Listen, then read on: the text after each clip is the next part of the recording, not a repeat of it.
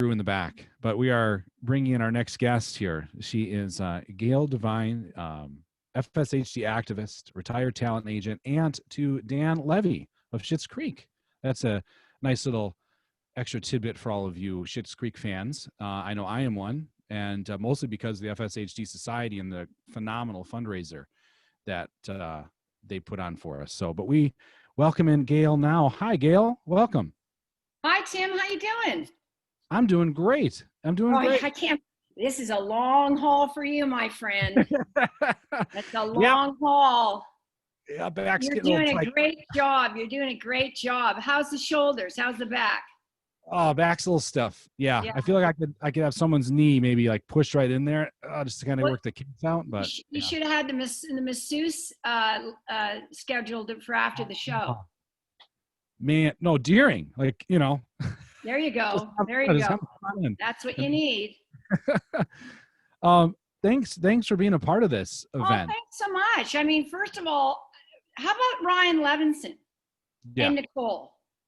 I mean, he's so inspiring, incredibly inspiring. I remember about 10 years ago when I was still working, and I think it was probably June, because June always hooks us up with everybody. And I remember seeing him on the internet, or it was just like the internet hadn't been out, or I don't remember because I'm old.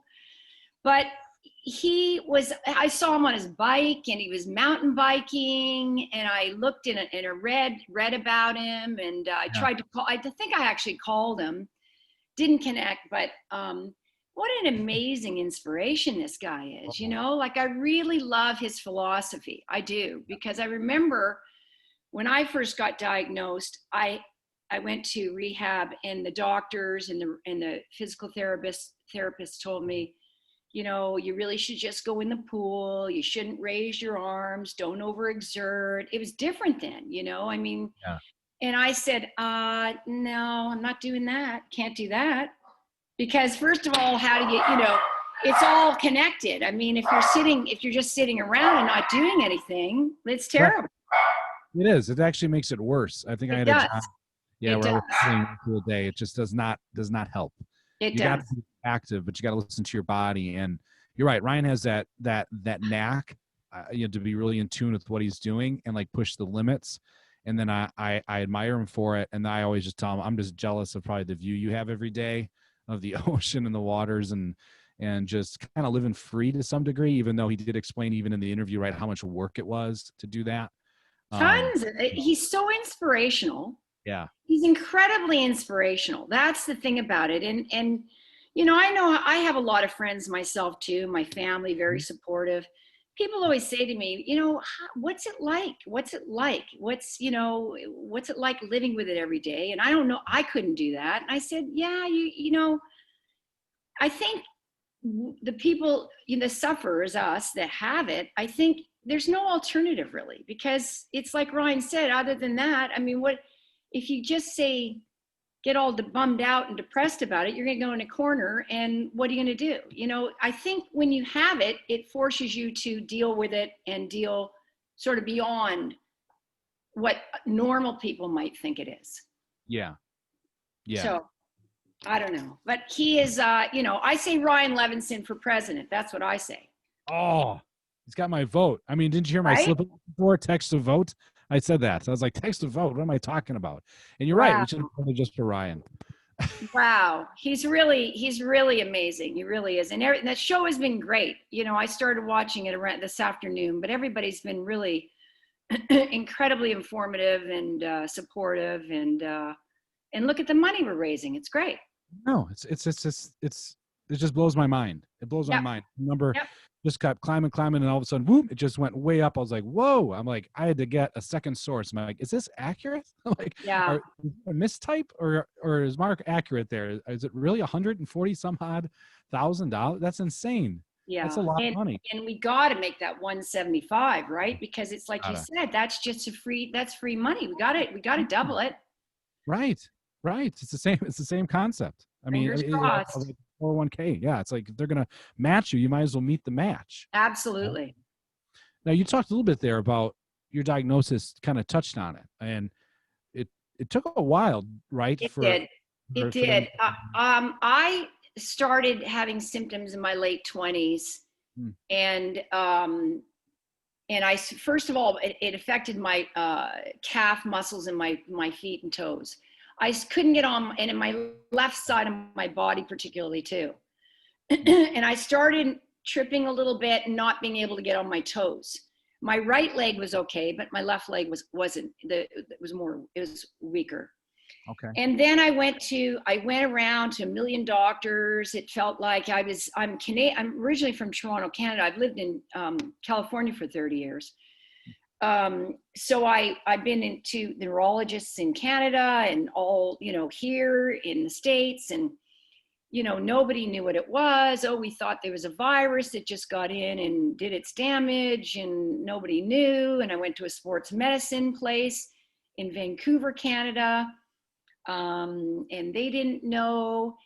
And so 12 years later, I did get diagnosed by a neurologist at Cedars-Sinai here in Los Angeles. And it was before the internet, because I remember we were in his office, and he was really a sweet guy too. I cannot remember his name, which is terrible. And he brought down a book, like a coffee table book that was, this thick. And I remember us sitting together, and he was very kind, because he came and sat beside me on the examining table. And he said, "You know what, Gayle, I think you have this." And he pointed to it, and we both read it together, and it was FSHD. And he didn't know that much about it either. And then it was like, and I remember just saying, yeah, and seeing the kind of the weaknesses, the winging. I've always had sort of winging in my shoulders, even though I was able to get my arms up for a long time. And I remember just kind of crying finally, because I finally had a diagnosis. Yeah. So it was very emotional. When you saw the pictures in that book, did you just kind of see yourself? Yeah. Yep. Finally, somebody had an answer. And then of course it goes to the outside when you let your family know, and then it becomes sort of a big thing, because nobody in my family has it. It's just me. Like nobody. It's very interesting. Yeah. I mean, I might be in that same boat too. I mean, Are you? I'm adopted, so I'm not 100% sure, but what I do know of is that I am probably like you, what do they call that? Spontaneous or whatever? Yeah. Yeah. We call it a one-off in my family. Yeah. Yeah. Yeah. And it was weird, because nobody had it. My mother didn't have it. My father didn't have it. Now I don't know the lineage. I didn't go back all the way back, but so it was kind of interesting to find that out. And then at the same time, right around the time I was finding it out, I was living with my husband, and we had just recently gotten engaged. And I went to him and said, "Okay, well, you got to get out of jail free card. You didn't sign up for this. No way. You better think long and hard about this." And we got married anyway. He's a great guy. And we've been together for 26 years. Wow. But it was, I do quite well. I wear AFOs so that I can walk, do a couple of miles in the morning, which is great for me. I've just recently, in the last couple of years, I can't raise my arms above my shoulders. But I swim, I do laps in the pool, and somehow when I'm prone, I'm able to raise and bring my arms over. So swimming has been a really good exercise for me. And then I bought myself an electric tricycle about a year ago. Yeah. So that was great, because I was worried about falling on my two-wheeler when you had to put your feet down to stop. And this way I'm gone forever now. Now I'm out there and no one sees me. So it's good. It's good. Well, yeah, because then you have that mobility. I mean, that's what everybody wants. They want freedom. Mobility equals freedom to do. And it's safe. I feel safe. And that's huge. Yeah. Or if you didn't, you wouldn't use it, and then you're going to feel trapped. And that emotionally isn't good, right? You got to have that freedom to figure out, how can I cope, and then pivot, and then adjust, and then, okay, I'm going to do it this way instead of the two-wheeler. I'm going to do the three-wheeler. Yep. Right. You adapt. Yep. Yeah. I think that's what I found, is that FSHD people, patients, are master adapters. And we don't even realize we're doing it. I mean, it took my diagnosis, for my wife to go, oh, that's why you do it like that. Or that's why. I'm like, what do you mean do it like what? Like when you get your seatbelt, you have to grab your arm and pull it. I go, I do? I didn't even realize. All those little things, but you just do it because you have to do it. How I close the drawer, the bottom drawer. I use my leg and my hand. Like I push it. Like, what, no one else does that? I think no. Yeah, I've kicked some drawers. Right? Some drawers, that's for sure. Right. So you just kind of adapt. You kind of figure it out because the job still has to be done. Well, it's got to be done. It's got to be done. And then, I have a very supportive family too. Early on, I think I was in denial like a lot of other people. And I have a big, we come from my side, my sister and I and brother come from a, kind of a loud, very loud, confrontational family. And I remember my sister sitting me down and she said, you know what, Gayle, you have got to get your shit together. Oops, sorry for the children. Sorry for the children. Well, it's getting kind of late. Okay, good. It is true. And I said, well, what? And she said, I think you're in denial and you've got to start using the tools that are there for you. And that was the best gift I could have had, because I saw what it was doing from me being stubborn and in denial. I saw how it was affecting, because I didn't before that. Oh, I can do it, or I can do this, or let's go for a walk. Well, what about, oh no, I'm fine. And then you're not anticipating. So she taught me to anticipate something. So if you're going to the airport, get the wheelchair, even though you go, I don't really need a wheelchair. Yeah, you don't know how far the gate is. Right. When you're going to an outing with the family, or you're at the mall, or you're shopping, take the walker. I have one of those light wheelchairs, the transfer wheelchairs are nice and light. Yep, I know what. Take the wheelchair, because what you don't want to do is stop the whole day because you haven't thought about these things. And I find that we really need to be a little bit considerate that way. Yeah. To the rest of the people around us, so that you can be included and have that great day out with your family or whoever it is, and not stop the day in some kind of drama of, oh, Gayle, Gayle's not feeling well and all that kind of stuff, right? Yeah. So that works for me, and I've learned through an intervention with my sister, which was the best thing that ever happened to me, was that I then started getting all the tools. I have a walker, I have a scooter, and I'm in pretty good shape. I walk every day, I swim, I ride a bike. But I have them just in case. Right. You might as well. Just like you said, you have the tools. If you can use them, you can get them. You can have them at the ready even. Well, right? It's the stigma, right? I mean, it's the stigma. It's crazy. I know that I'll go on the websites, all these different groups and rooms we have to go in. And often people will say, I was at the grocery store and somebody stopped me while I was grocery shopping and asked me about my braces, and it really ticked me off, and I honestly, I think, wow, for me, being an advocate for trying to take the stigma away from it is, I have no problem when people come up to me. I live in Palm Springs, so there's a bigger elderly population here. And often I'll go to the store and I've got my braces on, and a lot of elderly people, well, listen to me saying that, elderly people will come up to me and say, hey, what do you wear those for? What do you wear those for? Yeah. And I say, oh, I have muscular dystrophy, and they help me walk heel to toe so I don't have foot drop, because I've got terrible foot drop. Yeah. And they're like, oh, I should get a pair. I go, yeah, go to Hanger Orthotics, and he saved my life. And, instead of getting mad about it, to me, when people react that way, and I'm sorry if I'm stepping on anybody's toes, but to me, it enforces the stigma when you don't talk about it.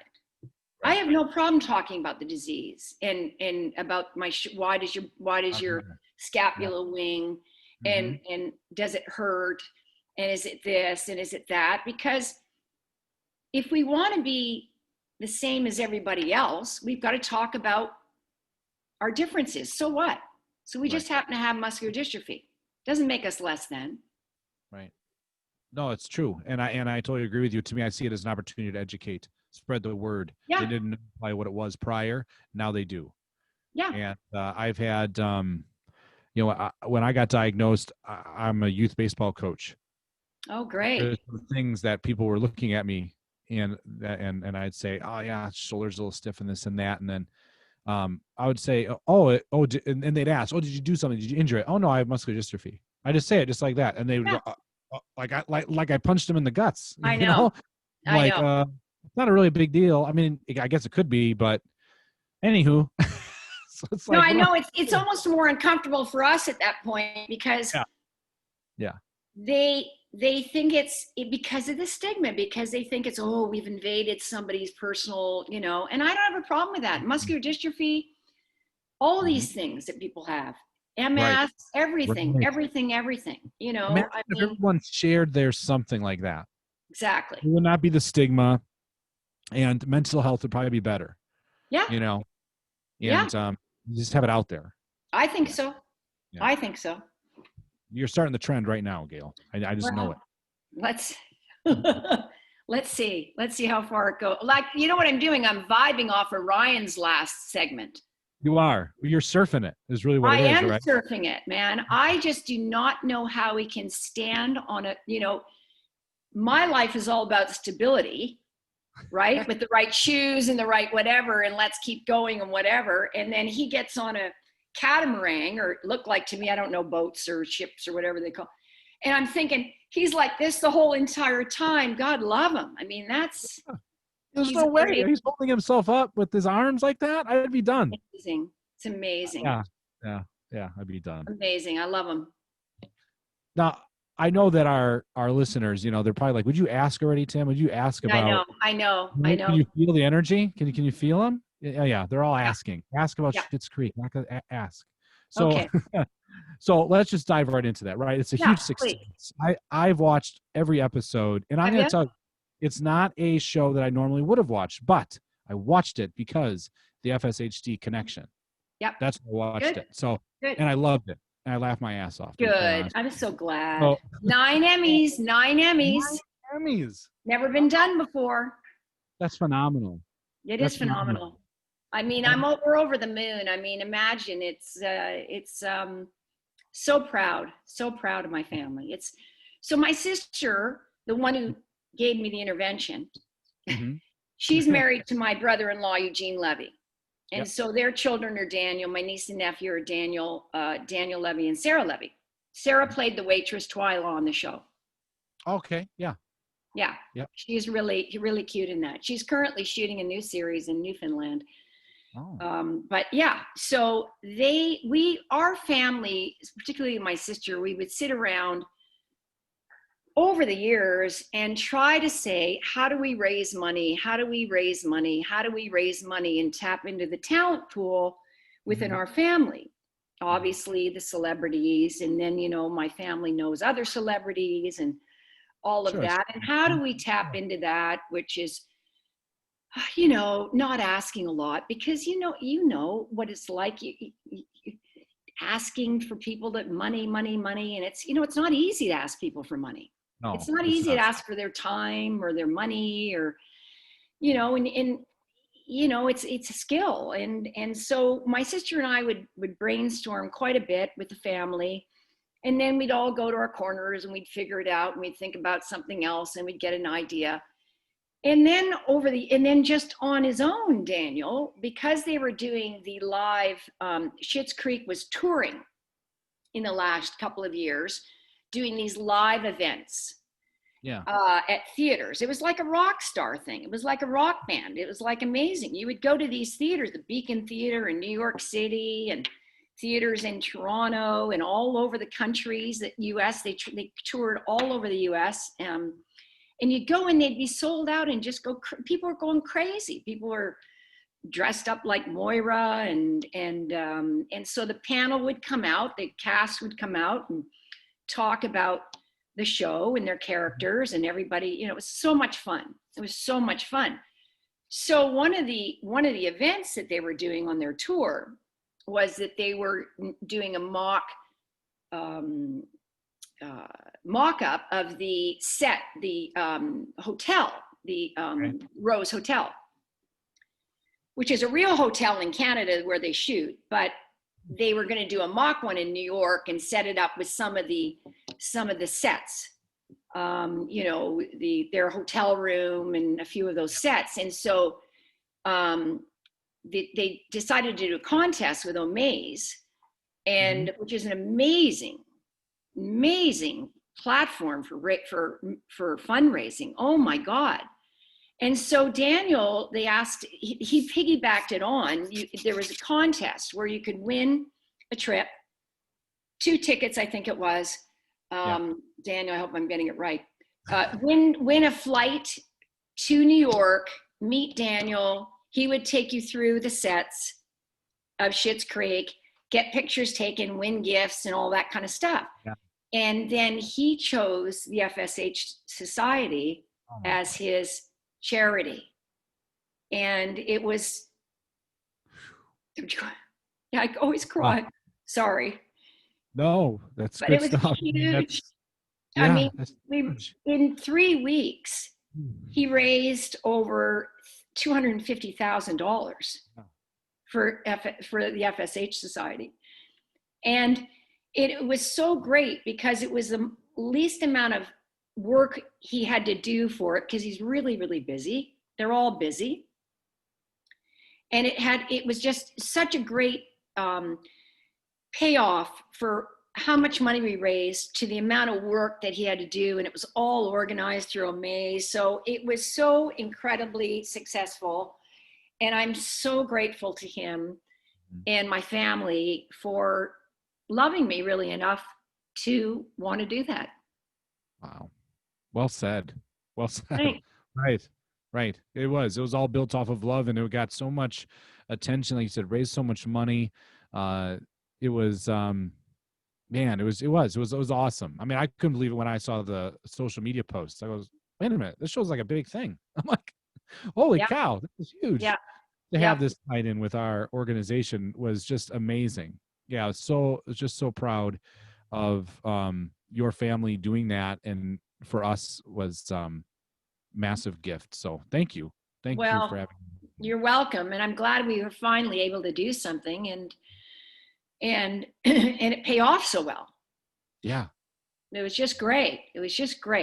So, you know, and then we've opened the four additional researching sites this year. I just got my advocate and I was reading on that. And so, you know, it's all about research, right? I mean, it's just all about putting the money to research so we can get something to at least arrest the development of it, or, you know, certainly we all want to cure. But again, you know, even if we could stop it where we all are, you know, would be a great gift, you know? It sure would. Yeah. Even that's the step in the right direction. And that was a huge part of it with that Omaze fundraiser, that platform, putting that together. Dan Levy, you know, putting his, how did you put it? Your family's celebrity to the test was just awesome. You're right. It was a huge piece of dollars we needed for this type of research. Huge gift. And then my niece Sarah had raised some money as well. She did some I can't remember the celebrity chef. She did an interview with a celebrity chef, and she chose the FSH as her charity as well. So she helped raise some money as well separately. So it's nice to be loved, Tim. It is. Yeah, it is. You know? Well, yeah, it is. It is nice. And you need that support of a community, of a society. We're so happy and grateful that you're a part of our community and all the things you've done for us, including joining us today. Thank you, Gayle, for your time. Well, thank you, Tim. Go, Tim. Did you eat? Oh, yeah. Okay. Yep. Just checking. Just, you know, shove it in real quick. I got about half an hour. I'm like, come back down. Let's do it. I'll tell you who I feel most sorry for. Your wife, because she's had to deal with everything all day long while you're down here getting accolades. She's the one doing the heavy work today. Right. There should be like at least a cutout of her at the very least, right? Absolutely. Well, it's really nice to meet you, Tim. I've seen your show before. I haven't met you before. I haven't participated in it, but thanks for doing all you do for us. Absolutely. We'll have to have you back. I just think that's just what it has to be. Well, great. I'd love to. Awesome. Okay. Thanks, Gayle. Appreciate it. Thanks so much, Tim. Yeah, have a good night. Carry on. What are we at now? Do we know what our totals are? Oh, I think we're drifting into 146,000. Wow. Yeah. Wow. That's great. That's great. Well, thanks so much, Tim. It was so much fun. It was fun here too. It was a total blessing. Thank you very much, Gayle. Good. Talk to you later.